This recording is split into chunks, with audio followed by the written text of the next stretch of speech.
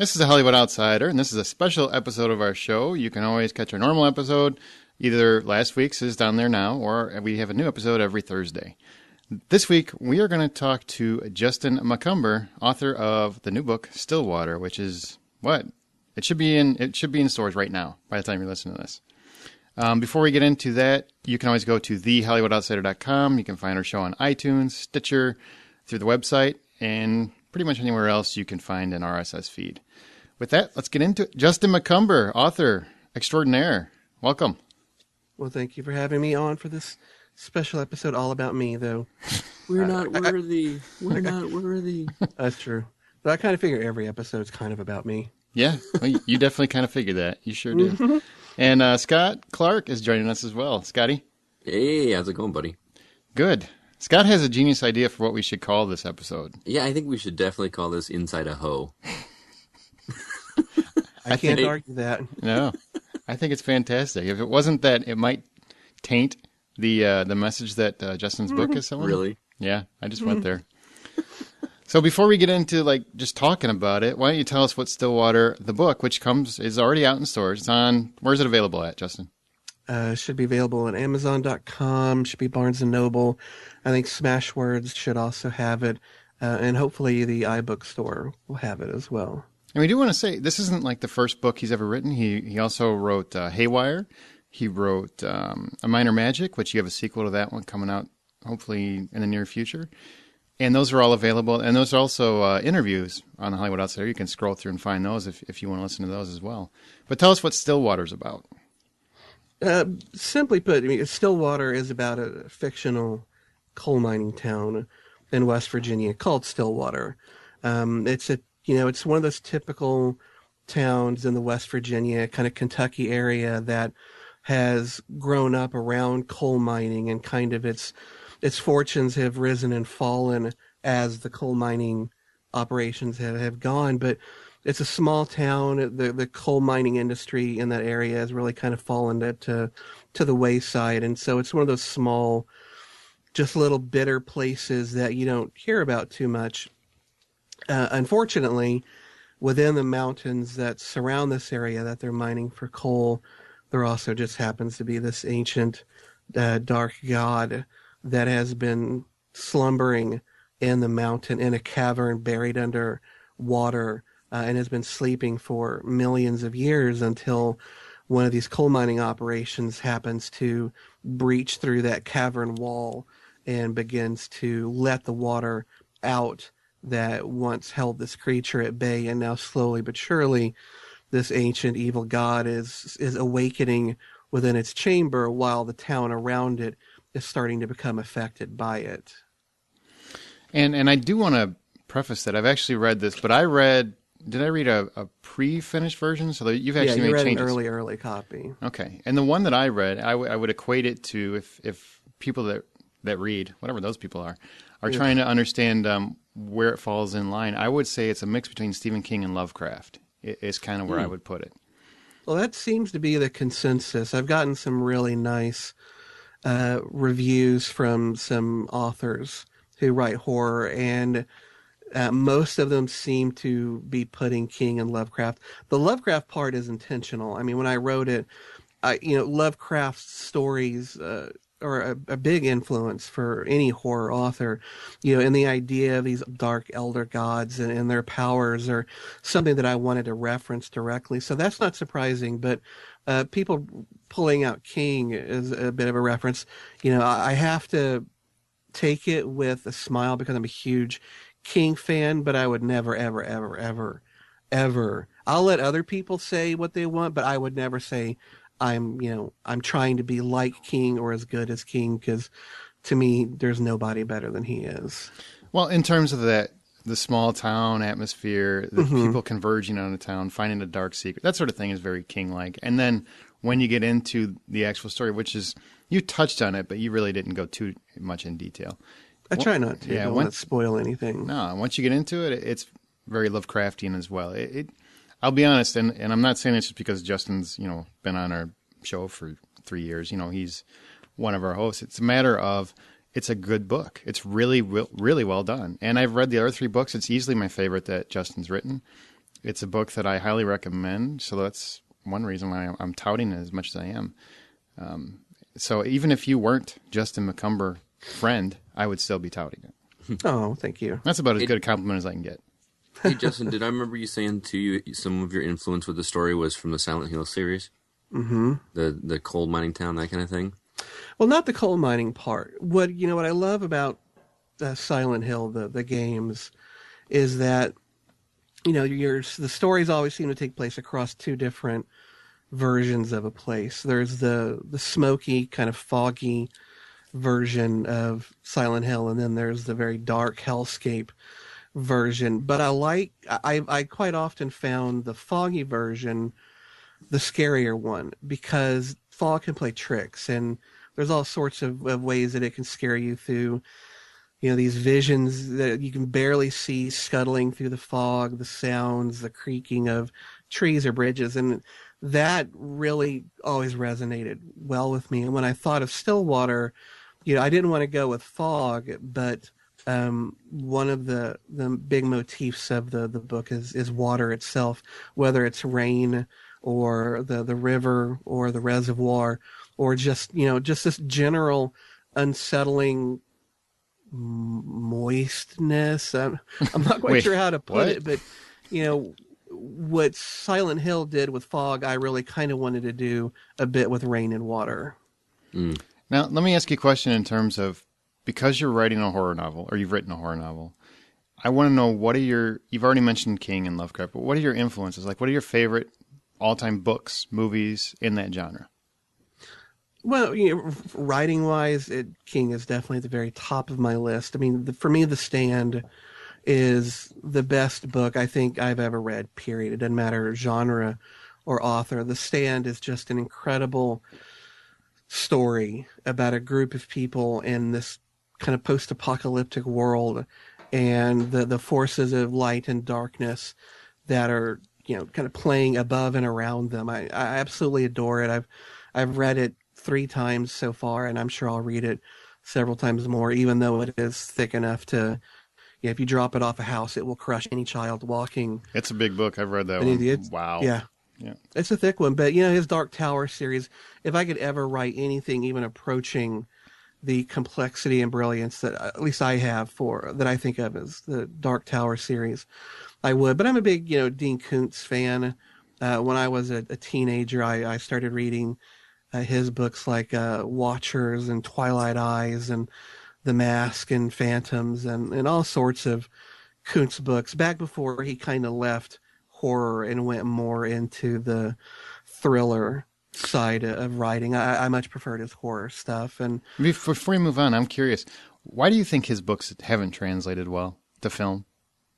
Dean Koontz. I don't know, because it's not as though his stories are any more or less complex or difficult than other horror stories. I wonder if it's maybe just the people who want to adapt it. Maybe they're not up to the task. I really don't know, but he's a brilliant writer, and I wish Dean Koontz had gotten more love and attention back when he was writing horror. But there's an author named Robert R. McCammon that I am a massive fan of, especially when I was younger.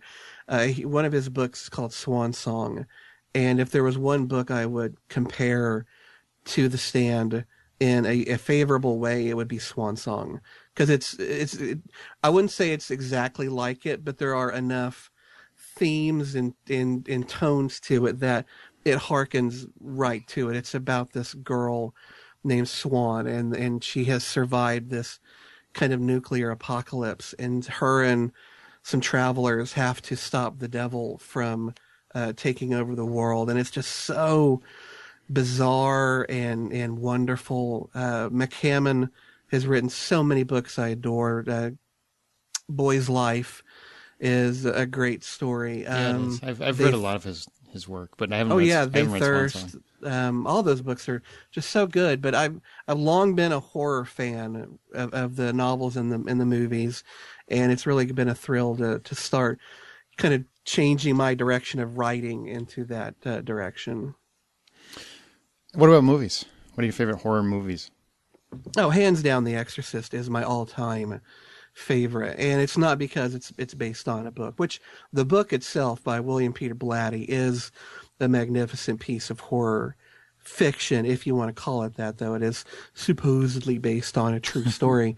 Um, Anything like The Exorcist, Exorcism of Emily Rose, The Conjuring, any of those kinds of stories that deal with malevolent spirits, and these families that are struggling to survive them. Right now, I'm actually reading Clive Barker's story, The Hellbound Heart, which is what the Hellraiser stories are loosely based on, and really enjoying that. I've liked Clive Barker for a long time, but his imagination is so out there. It's twisted. And it is very twisted, but when you read books like Imagika, or you look at books like Weave World, where he creates these creatures and landscapes that are almost fantasy. It's like this weird intersection of fantasy and horror. And his ability to just create these unusual societies and peoples is almost without parallel. So when he got into doing movies and with Hellraiser and some of his other work, Nightbreed, those are some favorites too. But then you also get into the Evil Deads, and we've talked about those before. And really, supernatural horror itself is just a film genre that even when it's bad, I still kind of enjoy it. Same here, man. I am kind of with you on that too, Justin. I had a question too about the cover. I'm looking at it here actually while we're talking, and for those that haven't seen it, it's got a lot of green on it. Who did the artwork? That was my brother. Oh, it's really awesome. I really like it. Yeah, he did the covers for Haywire. Haywire's got 2 covers, and he also did the cover for a lot of my short stories. He did the one for this one. In fact, David Wood, who oversees Griffinwood, has actually got him doing a lot of his covers as well as some of his other authors' covers. So my brother's graphic ability seems to, right now, he's getting to use it quite a bit, and I'm glad for that because I think he's pretty good at it. Yeah, it's very good. I love the use of the color. It just gives it a very creepy, ominous vibe, which is obviously what you're going for. So, Now, what brought you? Because you wrote Haywire, which is sci-fi, and then you wrote Minor Magic, which is very YA fantasy, I would say. What made you say, okay, the next book's got to be a horror book? Well, there's a scene in A Minor Magic where Skylar and Nathan and one of the other characters, Bill, have to go into a hospital, to this abandoned hospital, to look for some supplies because they don't want to depend on anyone's magical abilities to help them if one of them gets hurt. So they go in there looking for any kind of alcohol or peroxide or something that they can take with them so that they can deal with wounds on the go and not have to depend on magic. And so they go through this hospital, and the first few areas it looks kind of dank and dark, but nothing too terrible. But the further they go into it looking for these supplies, the more they see these blood on the walls and these dead bodies, and just this general feeling of there's something here that they're not seeing, but they know that they can feel it. And they reach a point to where they're looking down this elevator shaft, and all of a sudden these tentacles come rising up out of it and kind of chase them through the hallways of this hospital as they run from it.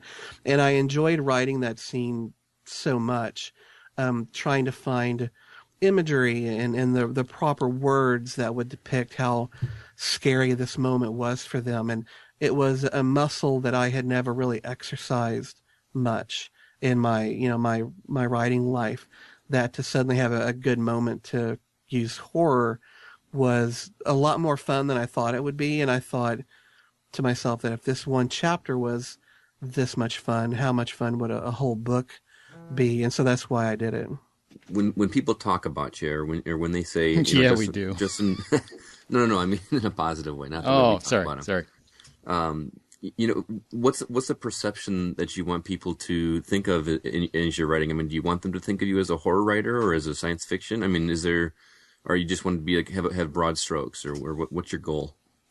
Well, that's the hard part about being a writer. I'm really jealous of my friends and fellow writers who have carved out a niche for themselves, whether it's science fiction or horror, or, I've got some friends who write erotica, and it's what they do. And when you think of them, that's what you think of. And, when you think of someone like Stephen King or Tom Clancy, you think of particular genres.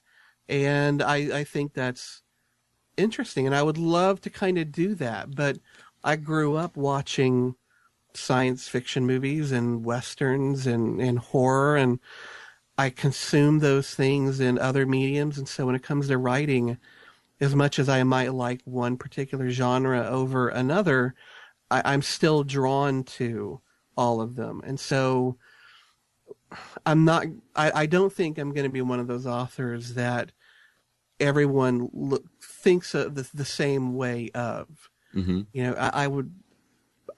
I would like it if I had people who really enjoyed my fantasy novels, but then gave the other ones a try and enjoyed those too. But I'm not going to expect that everyone who likes my science fiction work is going to like my fantasy or is going to like my horror. Mm-hmm. And so there's always that potential of kind of creating a schism between your readers. And I kind of hate to do that, especially if they're like a fan of my science fiction and then it takes 2 or 3 books before I get back to it. That can be a long wait, but I have to be, oh God, this sounds so artsy fartsy, but I've got to be true to who I am as a writer. And some days I'm a science fiction writer and some days I'm a horror writer. I can't take one of those loves and put it in a box and, put it up on the shelf. I have to constantly be engaged in all of them, but that doesn't mean that I can't find ways to mash these genres together. And I've got a couple of books in mind that take science fiction and horror and really mash them together. And so hopefully, even if you like one and maybe not another, maybe one of those sorts of books will bring you to liking both. I got a publishing question for you. Mm-hmm. You started the Dead Robot Society, which is a podcast devoted to aspiring writers, essentially. Mm-hmm. And so you've talked to a lot of them, but you yourself, as a writer, you are published by an actual publishing company. There's a lot of people out there that are self-published or that publish themselves, so to speak. Mm-hmm. How does that interfere or affect other writers that are going the public route, I guess, so to speak? You understand what I'm saying? Does that make sense? In terms of, does self-publishing dilute like your work? And that's one of the questions that the publishing industry and writers are having to kind of struggle with right now. It's because there are companies out there that will do print on demand, and so you don't have to have a big publisher. And because there's ebooks out there that almost anybody can take their work and convert it into an ebook format and post it, there's always that risk that signal to noise ratio is going way too heavily far into the noise category. How can a quote unquote good author hope to get their work out there and become noticed when they're maybe surrounded by a lot of not very good authors? Mm-hmm. That question is going to take a while to be answered. There's always the thought that, well, if an author's not good, then their works won't be bought and then they'll eventually disappear. And that's true to a point, but how long will it take those people to disappear, and how many more, Hail Hydra, how many more are going to come in to fill their place? Hail Hydra. When they disappear, you cut off one head, 2 more rise in its place. So there's always going to be a certain amount of self-published authors that aren't that good, but I can also tell you that there's a lot of self-published authors that are very good, but who have just decided that they don't want to go the traditional publishing route. And to them, I say Godspeed and good luck to you.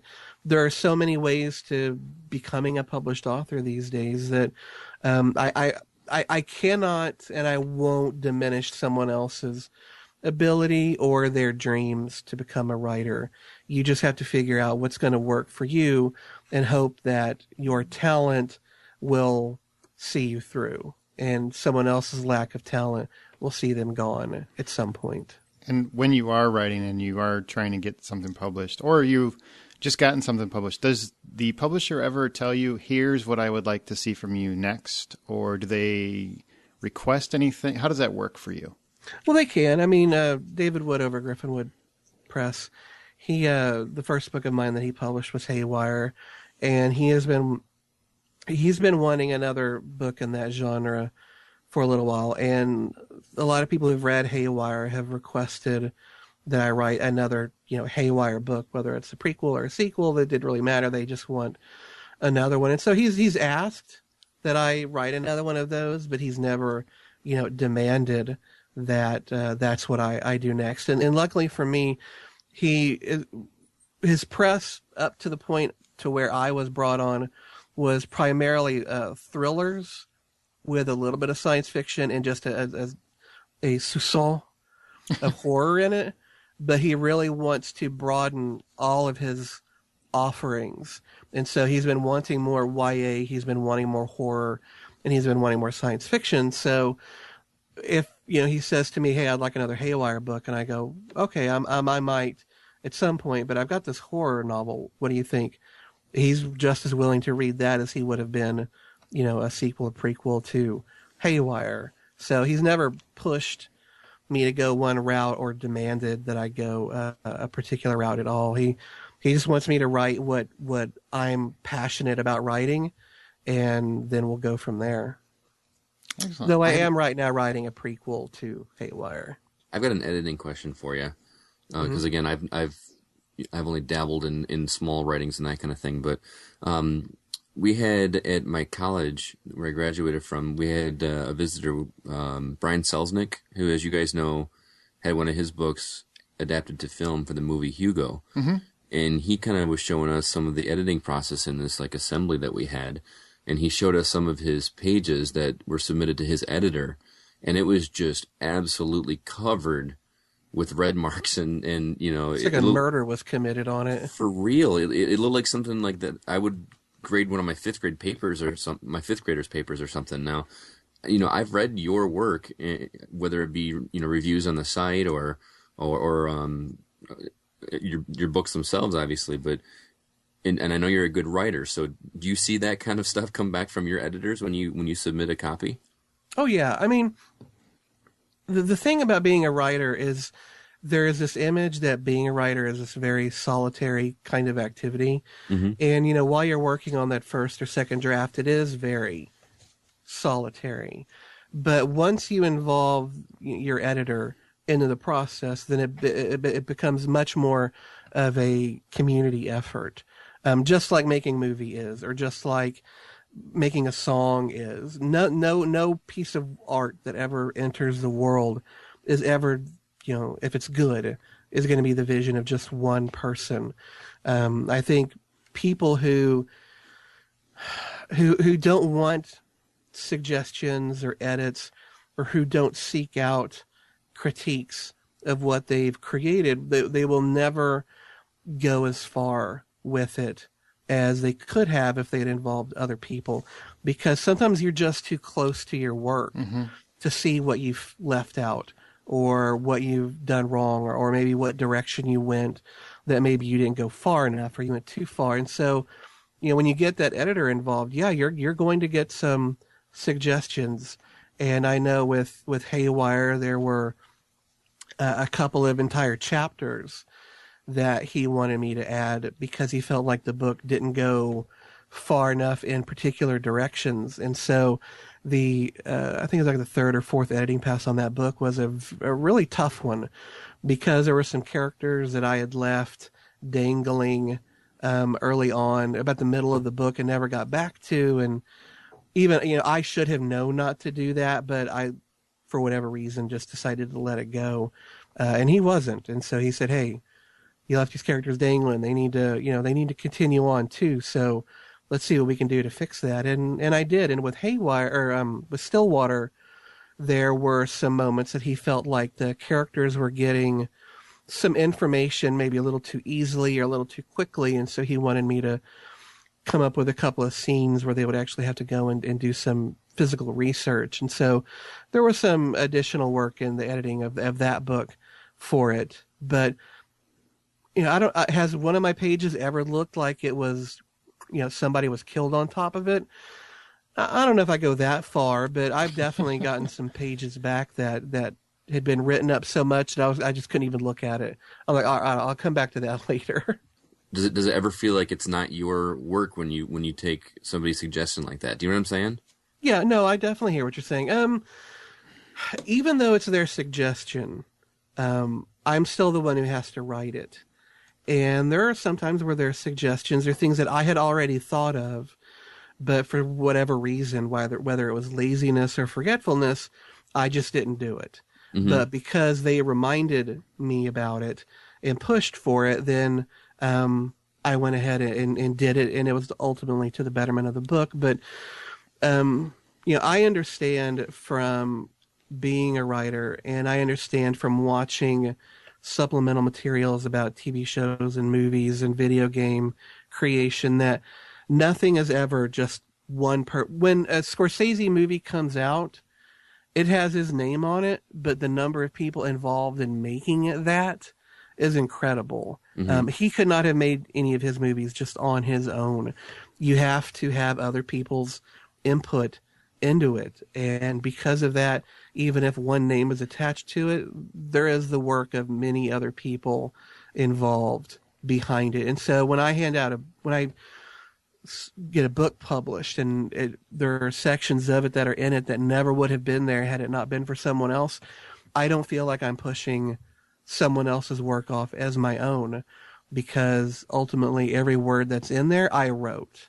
Whether it was something I originally thought of or something suggested, I still wrote it, and it's ultimately still my words. And so because of that, I feel, it is my work, but I will always try and thank in either the acknowledgments or the dedication, the person who helped me edit it together, because without them, the book wouldn't be what it is at that point of publication. And I think the books are always better because of someone else's input.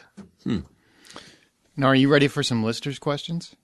Mm-hmm. All right. Well, we've got several that listeners sent in because they wanted to ask Justin themselves whatever their questions were. So we'll start with Marcus Shelton. He says, will there be an Audible version with Justin's silky tones reading the book? There will be an audio version, but these chocolatey notes will not be the ones reading it to you. I am not a good book narrator. I find my voice gets very drony, and I wouldn't want to listen to me doing all the reading. Starting with Haywire, when we did the audiobook for that, I had a friend of mine named Veronica Jaguar, who I had known for a couple of years because of the Dead Robot Society podcast. And I had met her at several cons, and I knew that she did narration, and she was really good at it. And when I mentioned that I was going to be doing an audio version of Haywire, she really pushed to do it because she felt like women's voices weren't heard enough in audiobooks for science fiction. That's pretty much a guy's club. And she wanted to really try and break into that and bring a female voice to it. And I was more than happy to give her that opportunity, because there are a lot of female characters in Haywire, and I knew she would do a great job of it. So I asked her if she wanted to do it, and she said she wanted to. And so ultimately the audiobook that's out there right now with her voice, I think it's a better audiobook by, I don't know how many degrees, because she did it versus me. She's got talent for doing voices that I just do not have and will never have.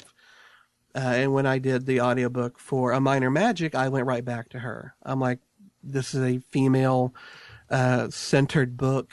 I think you would do a really good job with it. What do you think? And she agreed, and we did that. And she will be doing the audiobook for Stillwater, but because she's now so busy and got so many audiobook clients, she has, I've got to be put in the queue. Ooh, I like that. So it'll be about June or July when that comes out. But I promise you, listening to her is so much better than listening to me read a book. We've also got one from Douglas Clayton. He says, walk us through how you started writing. Also, what or who are your influences? Well, I think the reason I started writing is when I was a kid, I was an Army brat. And early on, I think I was about 10 or 11, a friend of mine introduced me to Dungeons and Dragons.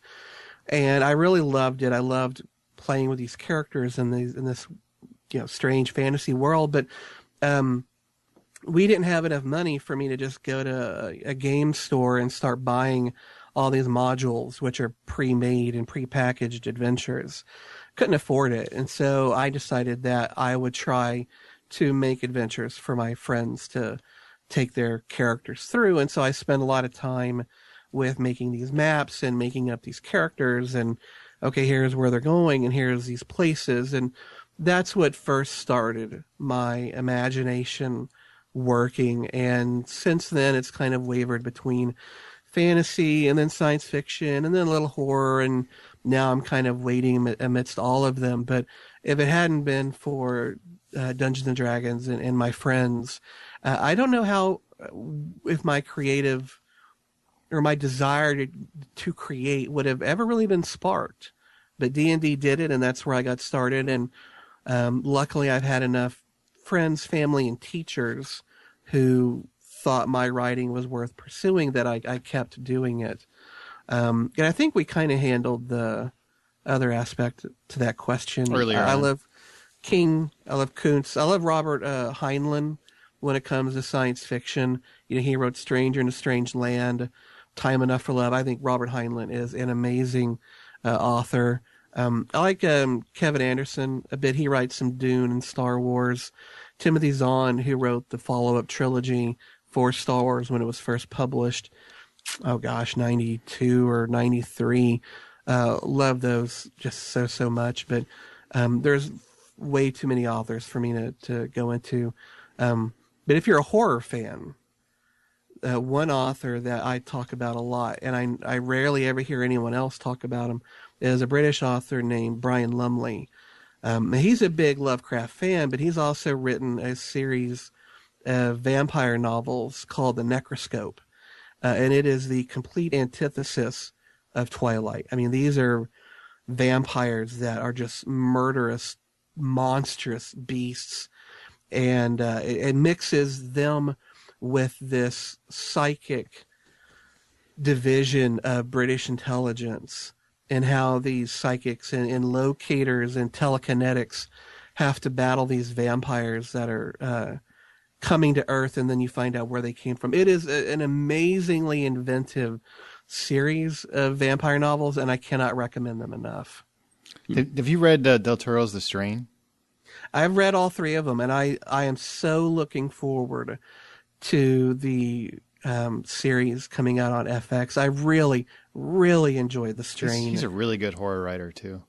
Well, it's mostly, I think, Patrick Hogan who did the writing. I think a lot of the ideas for the book came from Del Toro, but I would have to imagine from reading them, the singularity of the voice, it sounded probably that it was written by one person with a lot of Del Toro oversight and story input. It's fantastic. We got another one from Jean Morton. She says, from start to finish, how long did it take you to write the book, and does your wife read your books? That's a hard question because the number of hours or days you put into writing a book can quite often be interrupted by illness, vacation, writing something else for a little while. It's really hard to put a definitive time frame on how long it takes to do something. But if I were to hazard a guess, the first draft of a novel is normally about a month and a half, maybe 2 months, depending on how many other things are coming in to interrupt that flow. I try to write at least 2,000 words a day. If I can write more than that, then I will. But that's I try to make that my minimum, is 2,000. And I know one female writer who writes upwards of 10,000 words a day. And if I could do that, I would be so far ahead of the game, but I just can't. How many words are average for a book? Most of my books average about 85,000 to 90,000 words. Your average novel is anywhere really between, say, 70,000 or 80,000 and 100,000. Okay.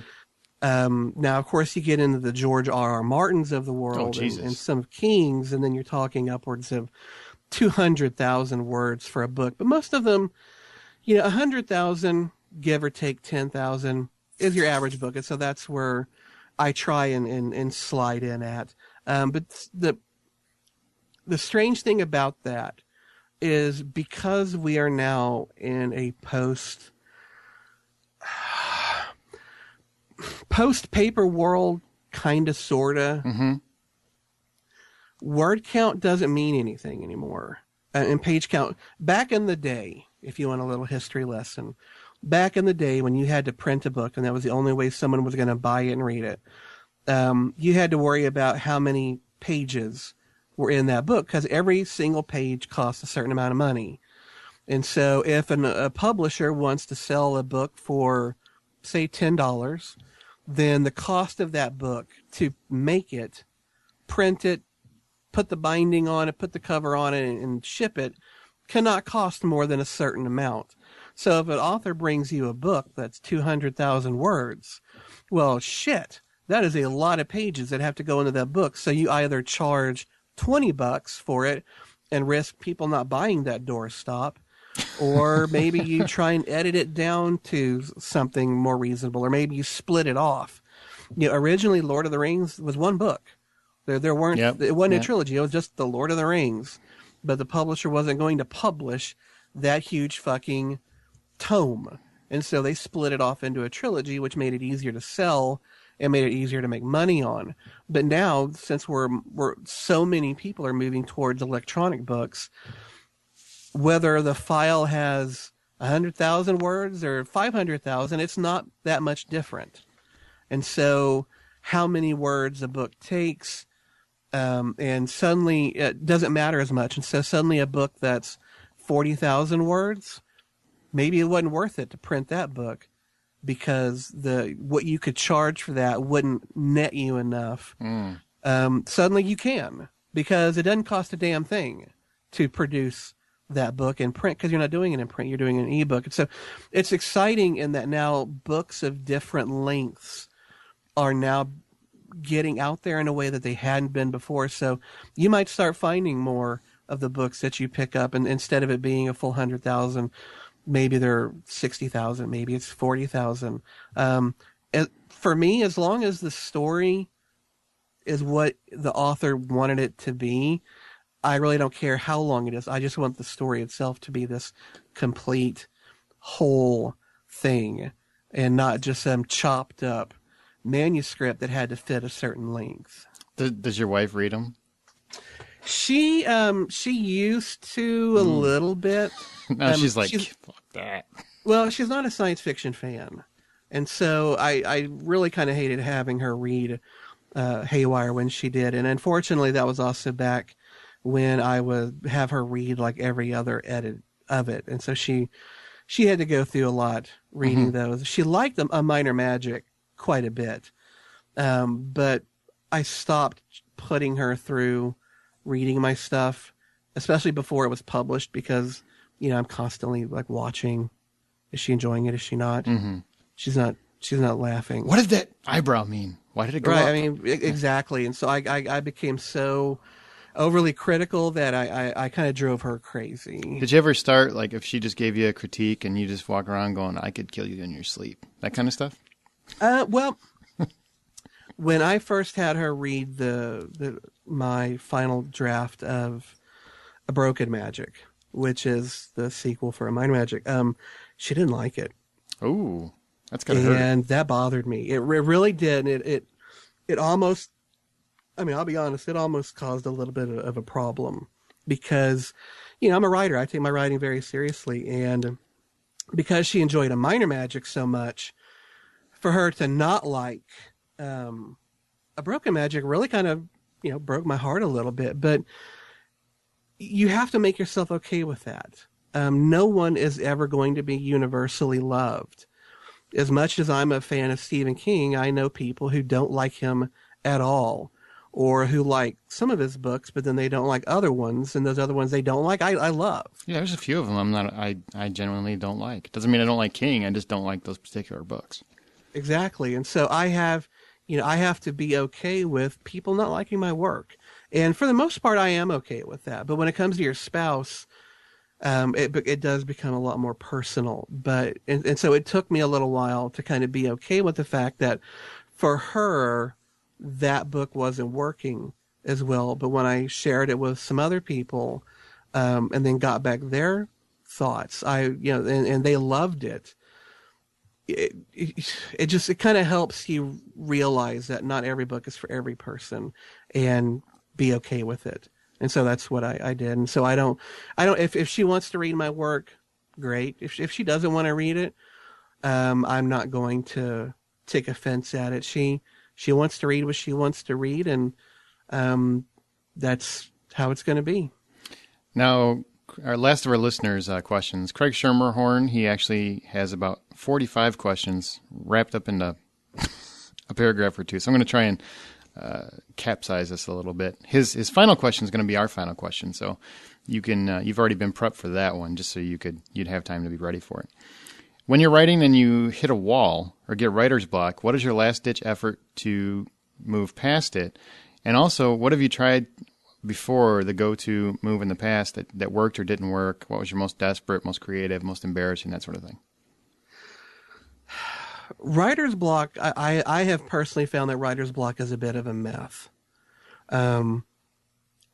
Almost invariably when I've encountered a moment where I am just completely stumped as to what to do, it's because I either didn't outline well enough ahead of time, or because I didn't listen to the story that wanted to be told, and rather I tried to shoehorn it into something else.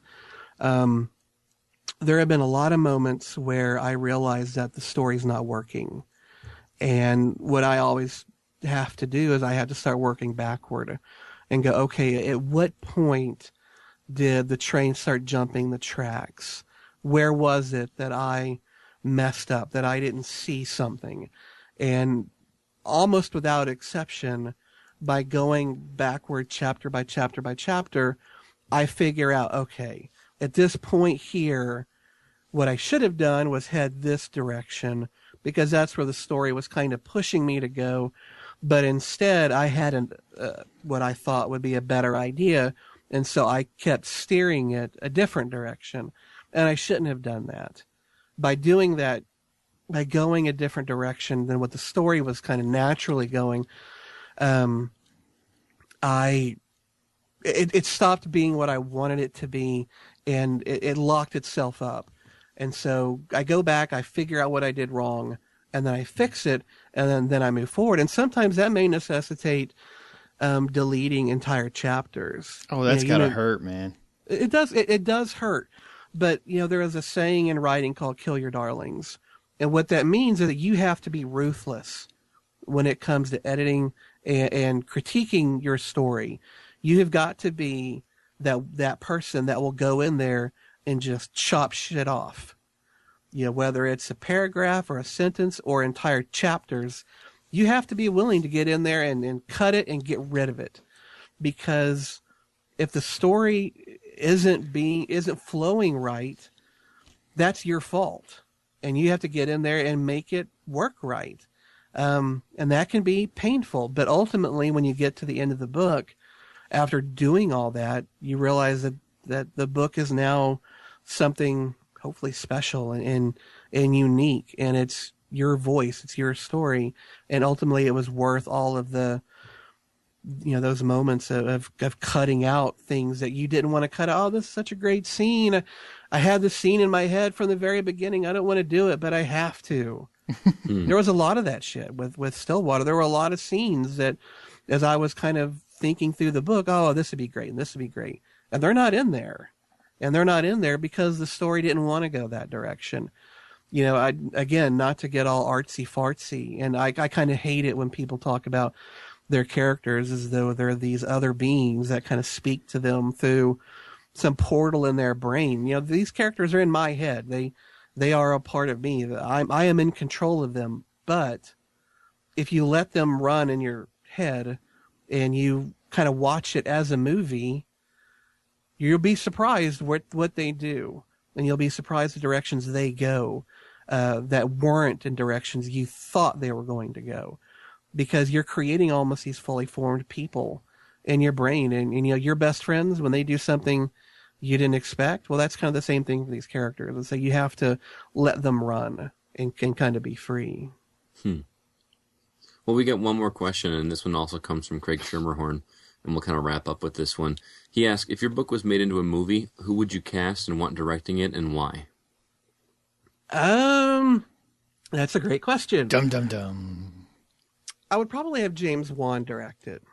Oh, and that's The Conjuring and Saw. That's James Wan. Yeah, he did The Conjuring. He did Saw. He's done. In fact, he's working on Fast and Furious right now. But because of The Conjuring and Insidious and Saw, I think he's got a really good eye for little bits of eeriness. And I think he does a really good job of creating scenes and locations that can get under your skin. And that's what I really want with Stillwater. It takes place in a small town, and it doesn't have, you know, just a shit ton of characters. It's very much, you know, Haywire spanned the solar system. Okay, and it had dozens of characters, major and minor. So it was a space opera. It was a big book. A Minor Magic was a little less so. It covered, it covered a certain stretch of America, and it had, probably about a dozen or so characters. Stillwater is much smaller than that. It's one town, really one little location, and there are two main characters with an antagonist figure.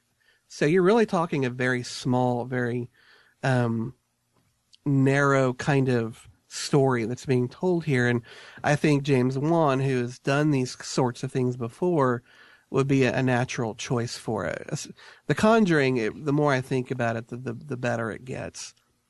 And I would personally love to see what he would do with, these characters and in the locations that I've created, whether it's in these mines or, in these dank little diners or libraries. I think James Wan's the guy that I would like to see directed. I think he's got a good sensibility. So who would you put in the movie? You got him directing it. Who's your cast? There's two main characters in the book. The male character is Kyle, and he's he's from the town of Stillwater, and he kind of grew up his entire life with this dark cloud over him, knowing that after he graduated, he would have to go work in the coal mines, because that's really the only opportunity for a young person in this area. And he saw what it had done to his father, by kind of stooping him over and making him into an angrier, bitter version of who he used to be. And he didn't want that to happen to himself. And so when he graduated from high school, he almost immediately just took off and joined the Army, and spent pretty much his entire time since then in the Army, whether it was overseas or back here at home. He's not an infantry guy. He works in the supply division, so he's in the rear with the beer all the time. So while he knows how to shoot a gun, and of course he has been trained, he's not frontline fighter. And he's a young guy. He's probably, I think he's about 24, 25. And, I really like Nicholas Hoult. Nicholas Hoult. I liked him in Warm Bodies. I really liked him as all right. the Beast in X-Men. I think Jack the Giant Slayer was kind of a crap movie, but it wasn't his fault. But really it's Warm Bodies that I think really sold me on him as an actor. And he's just really, really, he brings a lot of kind of vulnerability, a little bit of innocence to him. And he also, he's a good looking kid. And I think that he would make an interesting Kyle for a movie version. But the other main protagonist in the story is a girl named Maya, who is, her father was white and her mother was black. One of our listeners, Ashley, is I think of a similar heritage, and she calls it African, which I think African. is African, which I think is fucking hysterical. And I don't know if I would ever be comfortable, really using that as a descriptor for someone. But if Ashley used it, and then I'll use it this once. She's of mixed race, and she comes from Tennessee, and she's a blogger for a supernatural website that I actually did buy the URL for, and I may at some point actually do something interesting with it. But That'd be awesome. She has a slight psychic ability to where she can detect, energies. She can see people's auras a bit, and she has she can see spirits.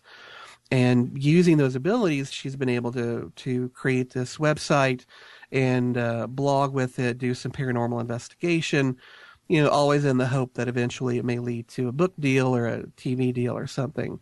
And using a computer program that a friend of hers wrote, she was able to find still water, that from the outside looking in, if you just looked at Stillwater just as a town, it would look no different than so many others in that place. But if you start to take in, what are the suicide rates? What are mental illness rates, murder rates, crime rates?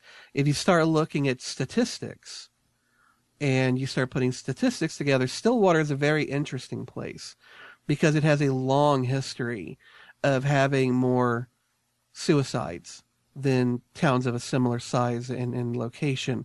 It's got more mental health problems. It's got all sorts of issues that if you look at it through that lens, then all of a sudden this small little town burns as bright as a star because it has all these indicators that there is something very strange and unusual about it that other towns don't have.